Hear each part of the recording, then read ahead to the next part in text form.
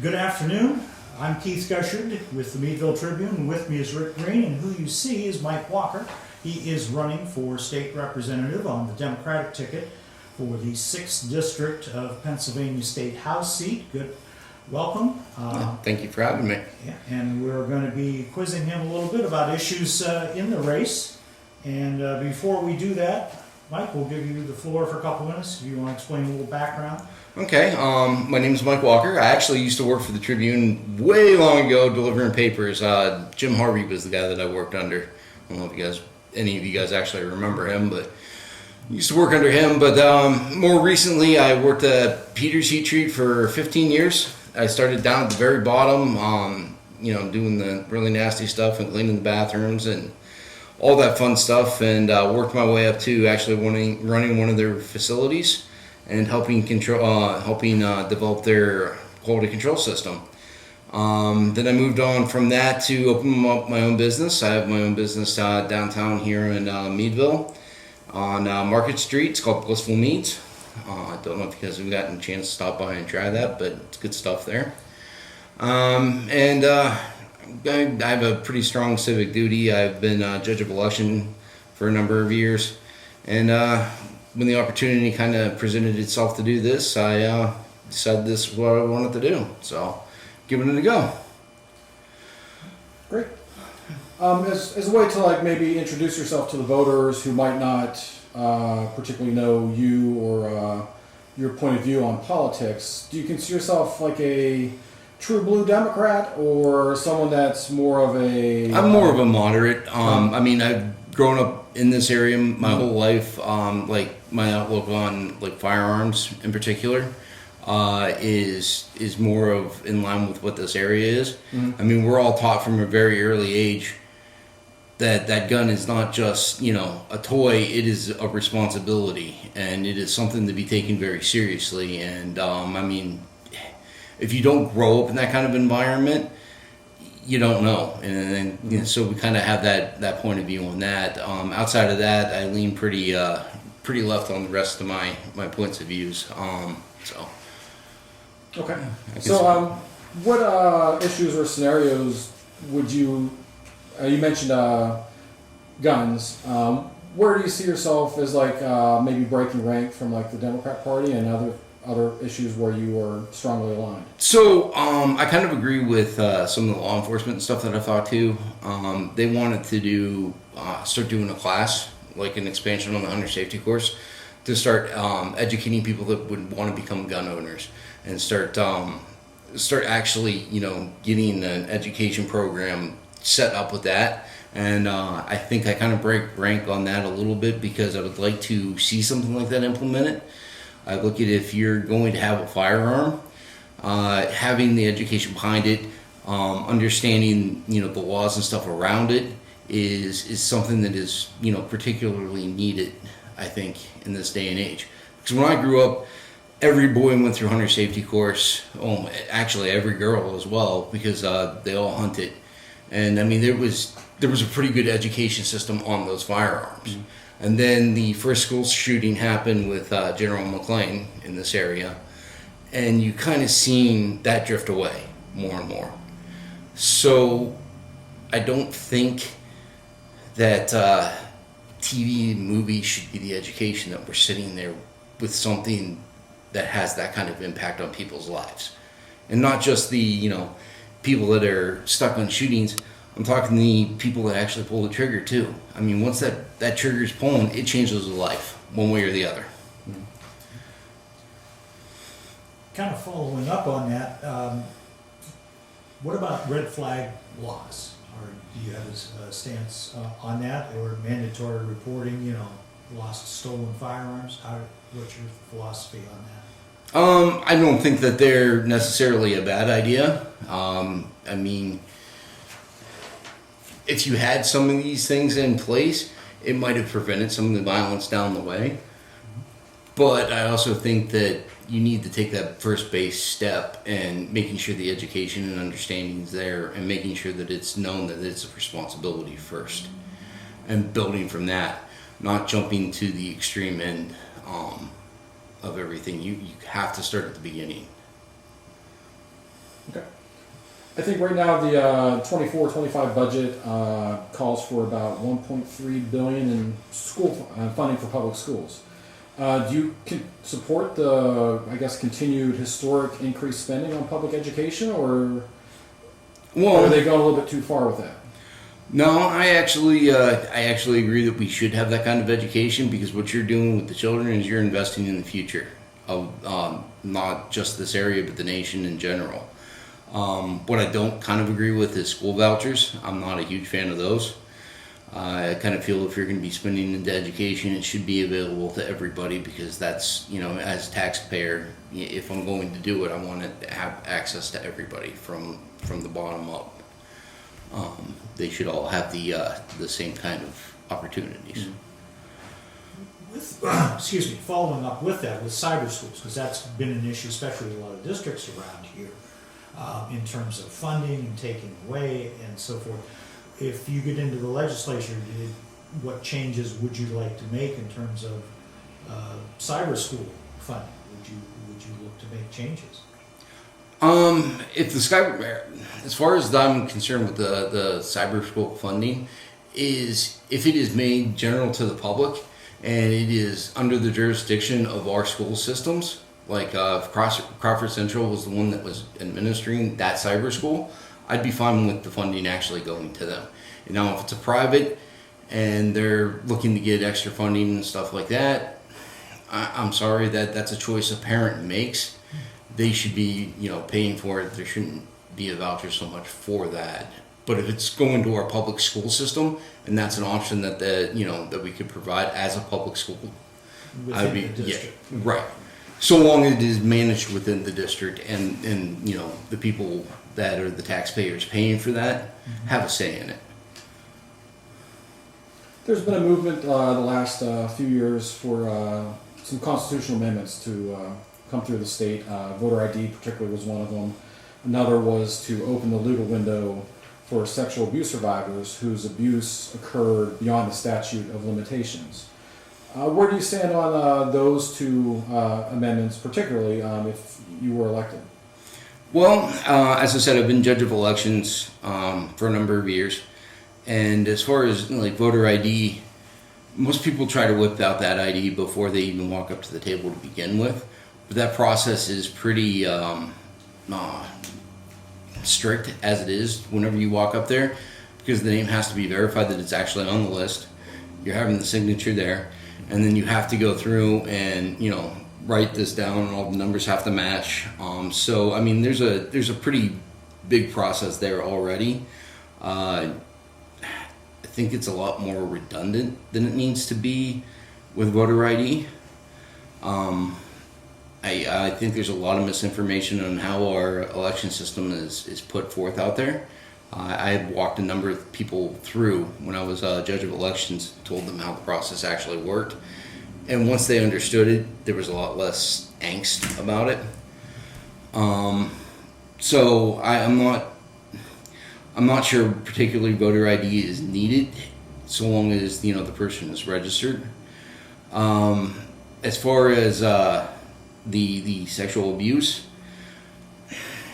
trauma can be buried for a very long time, and once that actually kind of comes through, I do think that it should be looked at, investigated, and seen further, because that abuse could be trickled down to other people.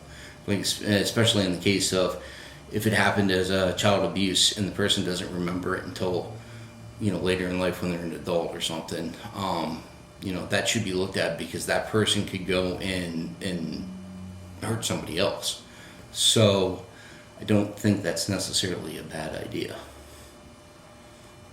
Jumping back, we were talking about voter ID and so forth. Act 77 changed the way Pennsylvanians voted. You can do mail-in voting Correct. now. Act 77, are you satisfied with the way it is? Would you look to tweak it in any way, and if so, how? Because there is concern about election security and so forth. Your thoughts? Correct. I mean, overall, I'm pretty happy with the way it is now. The only thing that I would look to change is there's a Supreme Court case that was out there about the date on the outer envelope. And, I mean, that outside of that, it seems to be, again, that seems to be pretty redundant and just a way to kind of confuse people, because whenever you drop off that envelope, it is getting stamped from the post office, and it is also getting stamped whenever it actually goes into your well, in this case, it goes into voter services in Crawford County. It'll be stamped, which means that that date has been verified, twice to be there before that. Just having it written down as an accident on the thing because they didn't understand what date they were asking for. It kind of is a way just to get rid of votes, in my opinion. So if anything, I would say that date shouldn't be on the outside of it, so long as, you have it in the post office, it's getting stamped there, and it's getting stamped at the courthouse as well whenever it arrives. Well, it has to arrive, is the way the law states now, it has to arrive by the time polls close on election day. Correct, and if it does and it's stamped in that time, then yeah, it definitely should count, not just because there's somebody that thought their birth date was supposed to go on the thing. Right, well, I understand, and just to clarify, you're not looking to change it to a postmark. It still needs to be. Yeah, no, it still needs to be stamped and stuff before that. Yeah, right. Like, so long as it's in there and everything's on time as it should be. Right. I just think that writing it on the outside is misleading, especially when you get sent to some of your older senior citizen people that look at that and be like, well, what date was I supposed to put on that? It's not. It's just a way to throw away their vote, in my opinion. What's your position right now? I guess the Shapiro administration has a trajectory of spending through the state's rainy day fund and its budgetary reserves. And I think that totals about $14 billion over 7 years. And they're talking about spending on education, infrastructure, borrowing money to prepare the state for new industry. Do you like that proposal, or would you like to see that money diverted somewhere else or something different done with that? So here's what I look at this. Right now we have our townships and our cities and population decline. I do believe Meadville here in particular was close to losing its city status because of our population going down. We need to do something to start investing into that, start bringing industries in here, and start bringing people back into Pennsylvania itself so that we can start building these areas back up. So long as the investment in the long term is going to pay off, like in our children's education, so that we have a educated workforce that is able to take us into the future, and an infrastructure to support new industries coming in, new industries being developed. What I would like to see is more development for PA businesses in general, PA-based businesses in general, to start getting more of a leg up. Outside of that would be about the only real change I would want to look towards doing. At some point, you're going to have to look at how much you're going to go invest into it, stop, and start building back up those rainy day funds and other things that they're spending from right now to do it. But I do think there needs to be a massive overhaul in our infrastructure in particular. I do believe in Titusville, you're looking at a problem where their water system is starting to break down to the point where they're not going to have drinkable water. I do believe that there's works in that to get that fixed. But if those are the problems that you're kind of running into these rural areas, it is pretty much red flags that we need to start really investing in our infrastructure. As part of my platform, I actually have us wanting to invest more in the infrastructure and start working with the local governments to build up the steps that they need to receive those funds so that they're not in a Titusville position where they're trying to look for money to get their water system fixed. Mm-hmm. Kind of following up on what you talked about with investments, so forth. Meadville within Pennsylvania is not operating in a vacuum. Pennsylvania is not operating in a vacuum with other states. Do you have any thoughts on how to be competitive to attract industry? I know everybody wants to bring in industry or build up the industry here, but do you have any specifics what you'd like to do or see done. Well, to entice people to actually start developing their businesses here in Pennsylvania, I think we kind of need to look at the tax laws and have those that are outside or big businesses or ones that are trying to build monopolies have to report everything that they're doing and then be taxed based on that. And then you take the money that you're making from that, give the breaks down to the local businesses that are trying to build up. Instead of right now, it seems like the bigger businesses are the ones that are getting the tax breaks and not allowing some of these small ones to compete in the free market. You're trying to kill them with taxes right now. So if you start building up your smaller businesses and start making actual competition there, you'll see more of a thriving free market. Pennsylvania has some of the highest taxes on fuel in the country. Gasoline tax is about 58 cents per gallon, and diesel is about 74 cents per gallon. Should the legislature do something to combat high fuel prices and the taxes, or should more be directed to help pay for infrastructure through the? So again, that goes down to you're looking at your investment and what you're going to be spending, and at some point you're correct. I believe that it is correct to start bringing some of that stuff down, but you got to look at what you're going to be putting out first. It's just like any business. I mean, government's huge. It's going to have a bunch of money that it's going to be spending in certain areas.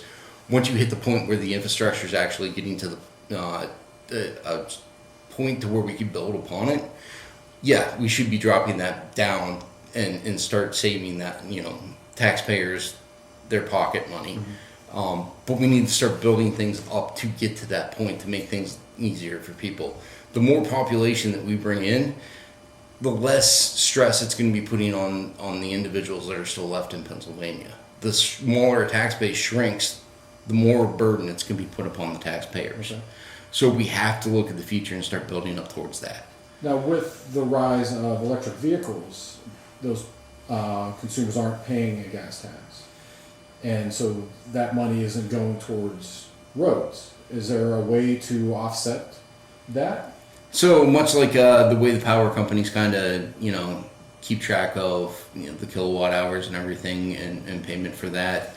I think we should be able to tax that and then, bring the down to one more even with the gas, so that way the people with the gas vehicles and the people with the electric vehicles are paying around the same amount of tax for those energies. Would that be like based on the miles you drive or just the usage? Because I don't know how there would be a for the electric vehicles. Yeah, for the electric vehicles. My guess it would probably be based on the usage. Okay. Because that would be the way the power companies would be charging you, is by the kilowatt hour. So that would be where I would be looking at to see that, to kind of try to bring that gas price in even with the electric vehicles as there's a changeover. Okay.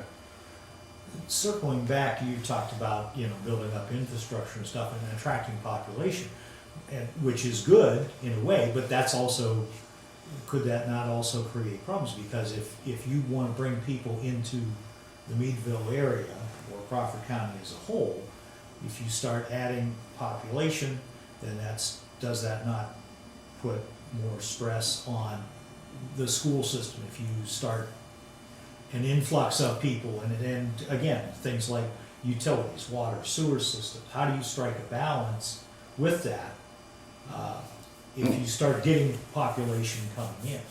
Okay, so let's take it back to when I was younger. The tool and die business was booming. We had more of a population, and our schools that we had, like Cockerton, Cache, Meadville, we had bigger, class sizes and everything there, right?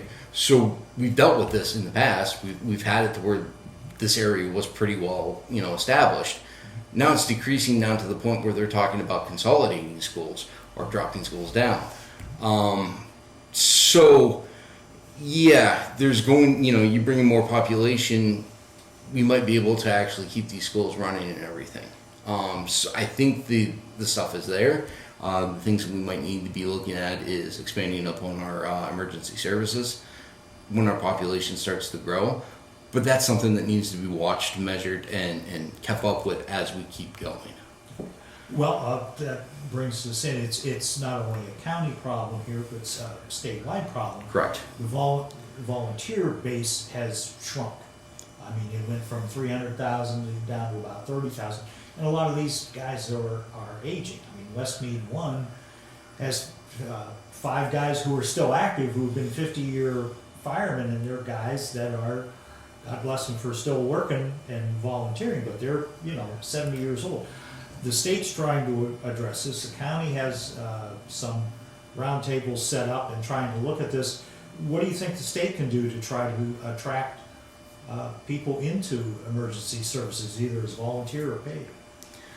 Well, I mean, I think pay is probably a big one. A lot of people don't see the point of volunteering unless they're going to get something out of it, especially considering you got bigger generation with the baby boomers and stuff, and as they're all retiring, every generation down below them, down to Gen Z, is getting smaller. Mm-hmm.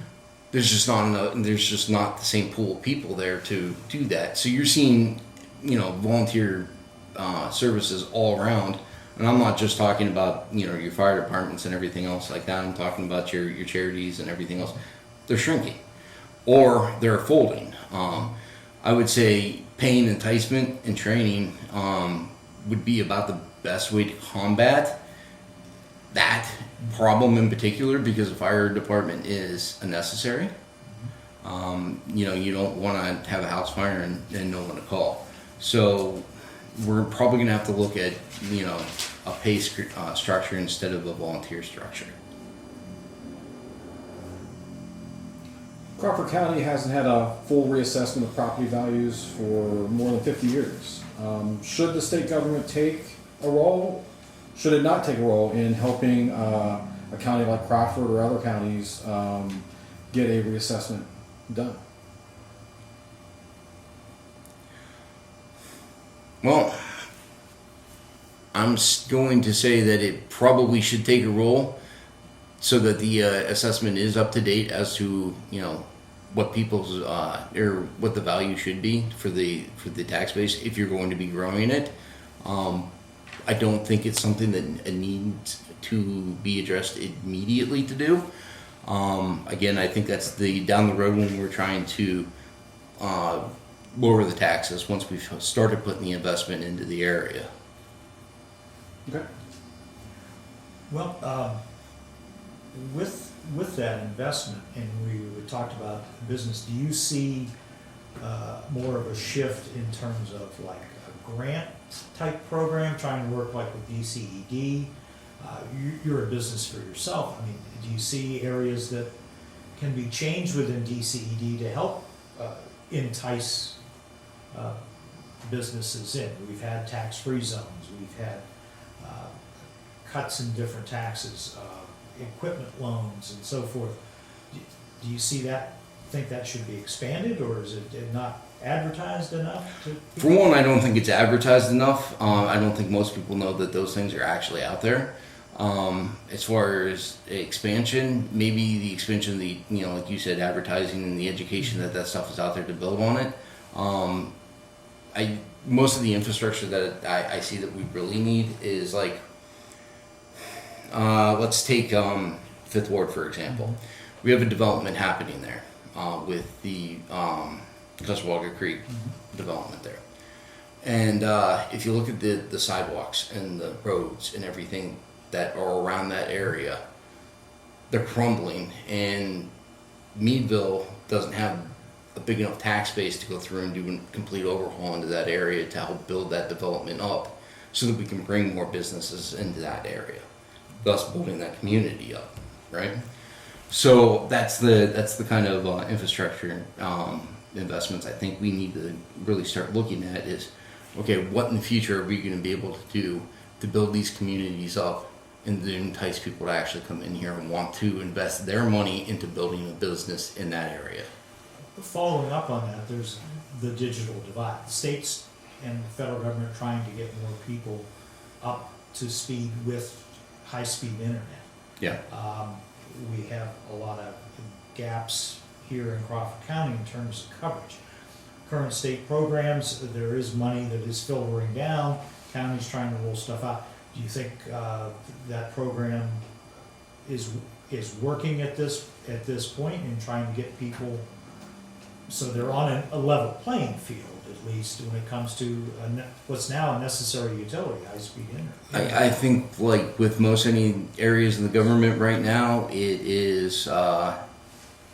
It seems like everything's butting heads because they're so at odds.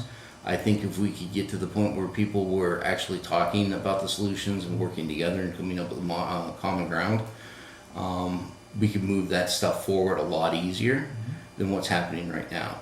As far as the idea of bringing high-speed internet into areas like this where there's huge gaps, absolutely. Because if you look at it, most everything is run off the internet nowadays.